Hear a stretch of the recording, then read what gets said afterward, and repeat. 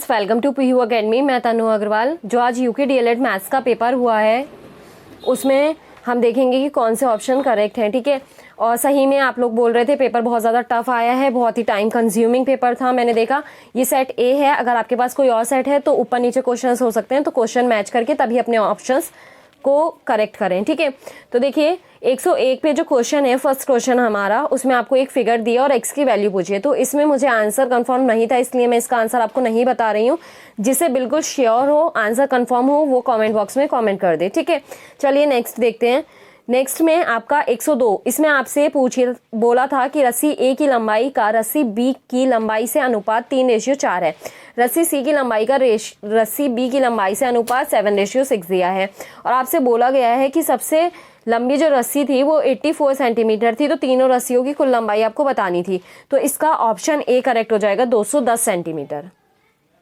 Next, निम्न में से किस आकृति में 6 फलक, 12 किनारे तथा 8 शीर्ष होते हैं? तो क्यूब में होते हैं, तो आपका ऑप्शन ए करेक्ट हो जाएगा।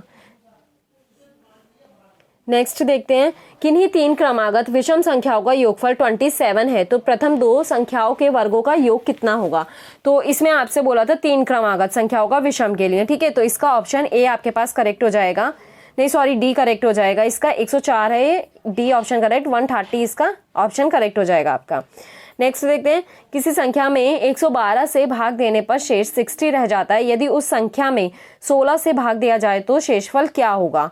ठीक है, तो इसका ऑप्शन सी आपके पास करेक्ट हो जाएगा, 12।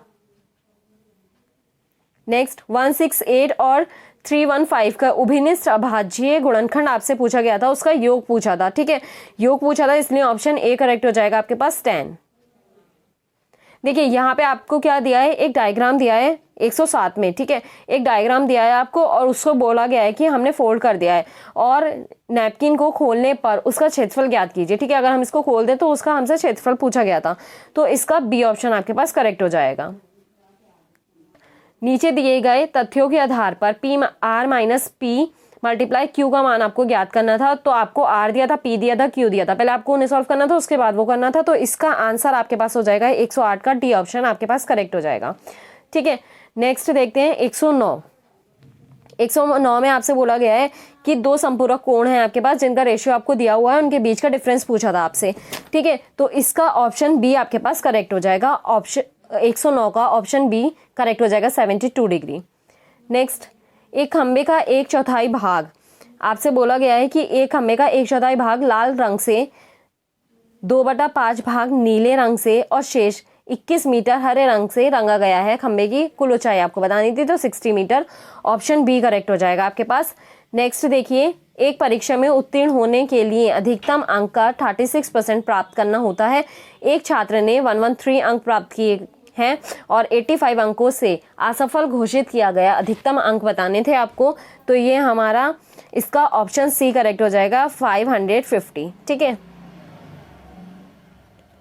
नेक्स्ट देखिए, नेक्स्ट में आपको x डिवाइडेड बाय y दिया है और 9 डिवाइडेड बाय 8 दी है उसकी वैल्यू, यानी कि x आपके पास 9 है और y आपके पास 8 है, और आपको एक इक्वेशन दी है, उसको आपको सॉल्व करना है। तो इसका ऑप्शन आपके पास बी करेक्ट हो जाएगा, 95 डिवाइडेड बाय 119, ठीक है। आप सॉल्व करके देख सकते हैं। दी गई आकृति में यदि A B equal to B C equal to C D है, तो आपसे पूछा गया था कि इसका परिमाप क्या होगा, ठीक है। तो इसका ऑप्शन आपके पास डी करेक्ट हो जाएगा, 116 सेंटीमीटर। नेक्स्ट, ये जो आपको फिगर दी है, इसमें आपसे बोला गया था कि दी गई आकृति में बी डी एफ और एच क्रमशः ए सी सी ई जी और जी ए के मध्य बिंदु हैं। छायांकित भाग का क्षेत्रफल ज्ञात करना था हमें। यदि ए जी ई सी 100 वर्ग सेंटीमीटर क्षेत्रफल का वर्ग है, तो ठीक है। तो इसका आंसर हमारे पास कितना हो जाएगा, ए ऑप्शन आपके पास करेक्ट हो जाएगा, 24 सेंटीमीटर स्क्वायर। नेक्स्ट देखिए 115, ये जो आपके क्वेश्चन आए ना, बहुत सारे क्वेश्चन डायरेक्ट RS अग्रवाल की बुक से लिए गए हैं आपके, ठीक है। बहुत सारे क्वेश्चन ऐसे हैं, ये जो फिगर वाले क्वेश्चन है ना, ये डायरेक्ट बिल्कुल RS अग्रवाल की बुक में डायरेक्ट क्वेश्चन दिए हुए हैं दोनों। 113 वाला और 114 वाला, ठीक है। ये डायरेक्ट क्वेश्चन दिए हुए हैं आर एस अग्रवाल की बुक से, और पहले भी इससे जो पहले क्वेश्चन थे कुछ, वो भी आर एस अग्रवाल की बुक से डायरेक्ट क्वेश्चन आए हुए हैं। तो इस बार पेपर जो मोस्टली सेट किया गया आपका मैथ्स का, वो आर एस अग्रवाल की बुक से लिए गए हैं उसमें से क्वेश्चन, ठीक है। और सही में पेपर काफ़ी टफ रहा है इस बार का, क्योंकि वैसे तो नहीं है, अगर देखा जाए तो टाइम कंज्यूमिंग बहुत ज़्यादा था, ठीक है, टाइम बहुत ज़्यादा लगता। और जिस हिसाब से इसका जो लेवल रहता है हमेशा मैथमेटिक्स का 10th स्टैंडर्ड तक का लेवल रहता है, ठीक है, उससे अब नहीं जाता, थोड़ा बहुत जाता है 11th 12th का। तो इस बार काफ़ी टफ कर दिया। और जैसे नंबर सिस्टम से फेस वैल्यू, प्लेस वैल्यू वगैरह के क्वेश्चंस आते हैं, वो चीज़ें इस बार नहीं दी हैं, जिनमें टाइम नहीं लगता है, ठीक है, तो वो चीज़ें बहुत कम कर दी हैं। तो इस वजह से, और जैसे सर्डस एंड डाइजेस के भी आपको क्वेश्चंस दिए हैं, तो वो ज़्यादा लेंथी दिए हैं, कैलकुलेशन वाले दिए हैं, जिससे आपको बहुत ज़्यादा टाइम लग गया, इसीलिए आपका पेपर जो है ख़राब हुआ है और काफ़ी बच्चों का मैथ्स का पोर्शन छूट गया, या सारा टाइम मैथ्स के पोर्शन में ही चला गया, ठीक है। चलिए नेक्स्ट देखते हैं 115, ठीक है। तो देखिए इसमें आपको एक इक्वेशन दी है और आपसे बोला है कि x का मान आपको ज्ञात करना है, ठीक है। तो इसमें आपका सी ऑप्शन करेक्ट हो जाएगा 5। ऐसी पीडीएफ बना हुआ था, चलिए देख लीजिए। आपको एक क्या दिया है, एक ठोस दिया हुआ है, आपसे बोला है कि इसमें कितने फलक होंगे, तो 3 फलक होंगे, बी ऑप्शन आपका करेक्ट हो जाएगा, ठीक है। और फिर आपसे रोमन नंबर पूछा हुआ है, ठीक है, रोमन वाला आया था, मैंने कहा था कि रोमन वाला एक आएगा, तो थोड़ा सा इसे भी कन्वर्ट करके दे दिया, डायरेक्ट इस बार नहीं पूछा है, ठीक है। तो इसमें आपका बी ऑप्शन करेक्ट हो जाएगा।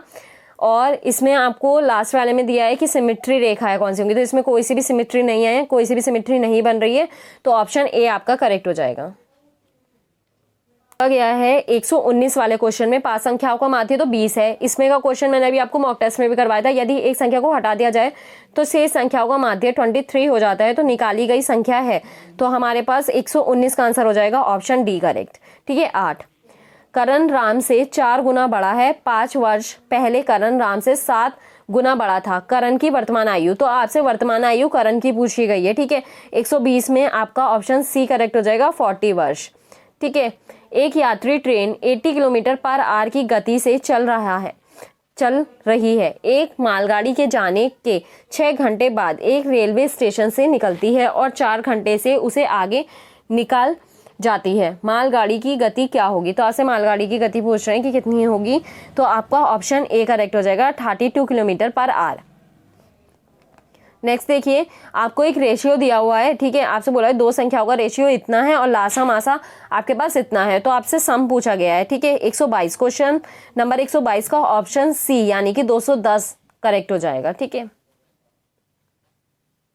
देखिए अब आपके पास क्वेश्चन है 256 की power 3x divided by 8 is equals to 64, तो आपसे x का मान पूछा हुआ है, ठीक है।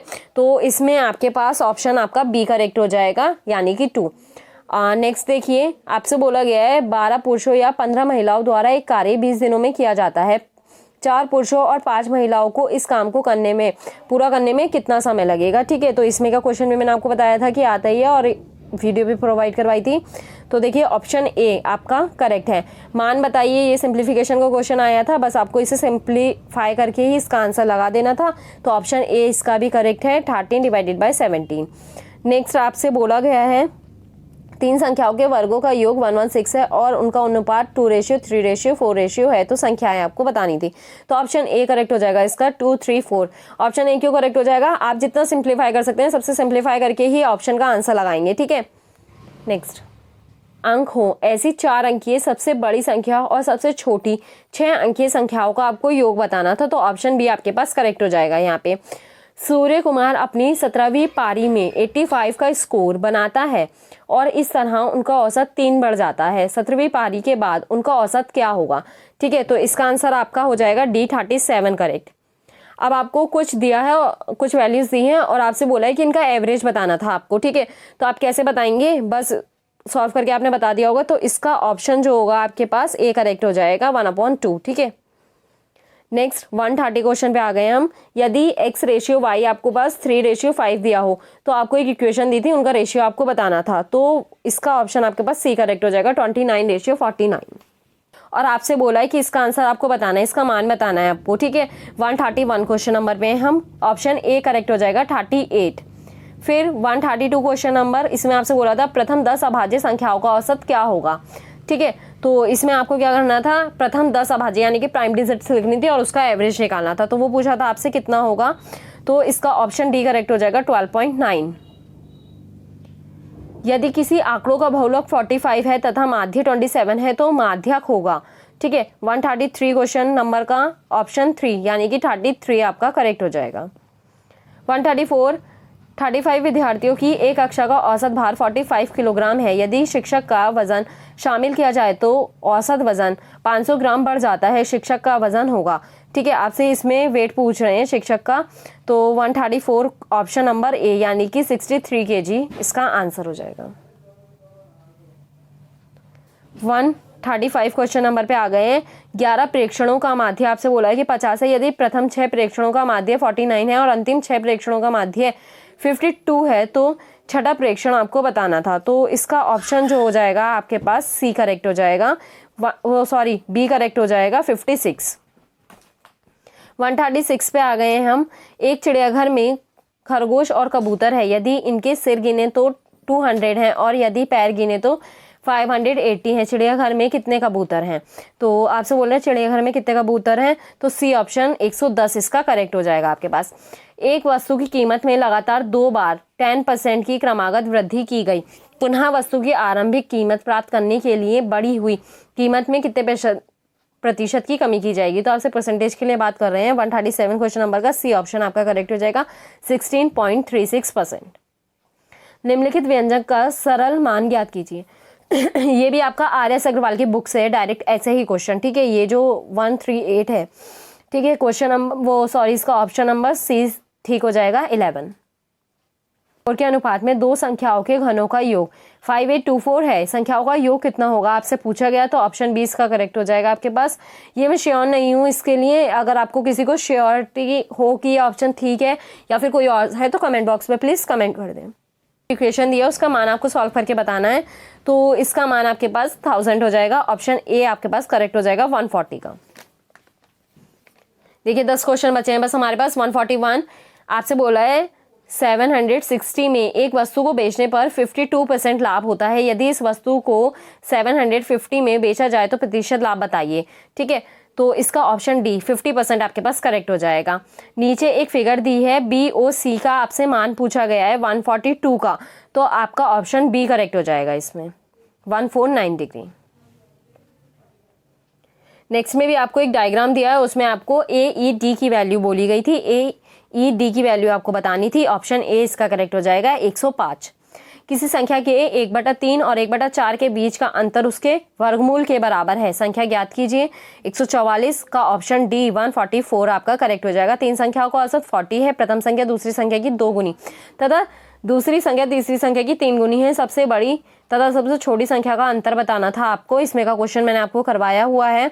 ठीक है, तो 145 ऑप्शन डी आपका करेक्ट हो जाएगा 60। 3 की पावर 40 का इकाई अंक आपसे पूछा था 146। ऑप्शन ए इसका करेक्ट हो जाएगा 1 इसका इकाई अंक होगा। ठीक है, ठीक है, ये ऐसा तो आपके पास आना ही था। बार डायग्राम दिया हुआ था, या तो पाई डायग्राम आ जाता है, चाइल्ड डायग्राम आ जाता है, या बार डायग्राम आ जाता है आपके पास। ठीक है, तो बार डायग्राम आया था, लास्ट ईयर भी यही हुआ था। तो चलिए देखते हैं 147 का आंसर सी ऑप्शन 3.4 आपका करेक्ट हो जाएगा इसमें।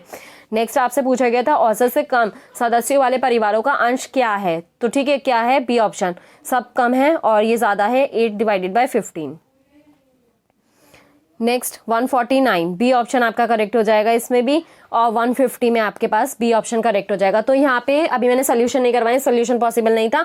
अगर आपको किसी का सोल्यूशन चाहिए होगा तो आप मुझसे टेलीग्राम चैनल पे ले लीजिएगा, उस पर हम डिस्कस कर लेंगे ग्रुप पे इनके सोल्यूशन, अगर आपको किसी में डाउट लगता है तो। अदरवाइज मैंने सभी सॉल्व करके अच्छे से आपको सोल्यूशन करके उसके बाद जो मुझे कंफर्म थे मैंने उन्हीं के आंसर आपको बताएं। अगर किसी में डाउट हो, फिर भी बाय मिस्टेक हो सकता है कैलकुलेशन में मिस्टेक हो गई हो और इधर से उधर हो गए हो किसी का आंसर, अगर आपको कुछ भी गलत लग रहा है तो प्लीज़ कमेंट बॉक्स में कमेंट कर दें, जिससे और बच्चे भी सही कर सकें अपना। और जो जिन पे डाउट थे 2 क्वेश्चन में मैंने आपको बता दिया, अगर वो आपको कंफर्म पता हो उनके आंसर तो कमेंट बॉक्स में कमेंट कर दें, मैं उन्हें पिन कर दूंगी। और ज़्यादा से ज़्यादा वीडियो को शेयर करें, लाइक करें, चैनल को सब्सक्राइब करें। And thanks for watching. जैसे ही आंसर की आएगी मैं आपको प्रोवाइड करवा दूंगी टेलीग्राम ग्रुप पे ऑफिशियल आंसर की आने पे, और या फिर आपको कम्युनिटी गाइडलाइन या फिर चैनल में वीडियो के थ्रू आपको इन्फॉर्मेशन और आंसर की प्रोवाइड करवा दूंगी। इसलिए हमारे टेलीग्राम ग्रुप से और यूट्यूब चैनल से जुड़े रहें। Thanks for watching.